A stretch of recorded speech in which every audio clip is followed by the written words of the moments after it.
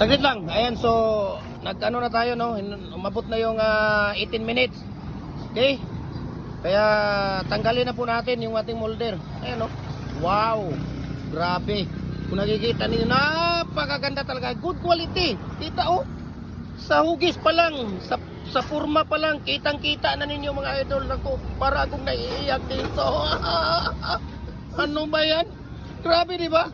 So wala na kayong iba pang hanapin mga idol.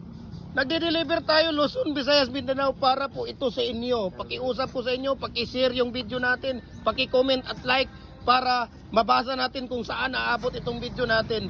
So, maraming salamat po sa inyong lahat, mga idol. Okay? Yan mo, nilalagyan na nila ng tawag dito, yung tawag dito. Nilalagyan na nila ng mating art. Ayan, no? Ganun lang, no? Pagkalagay ng mating art natin. So, nagigiusap ako sa inyo at naiiyak ako. Dahil itong ginagawa ko po ay para sa inyo ito. Wala na po akong ibang kung hindi para sa aking mga mahal na mga followers, sa mga gustong mag-business, ito para po sa inyo ito. Okay? Manood lang kayo sa aking video, ako ang bahala sa inyo. Sa YouTube natin, especially, follow kayo doon, mag-subscribe kayo doon.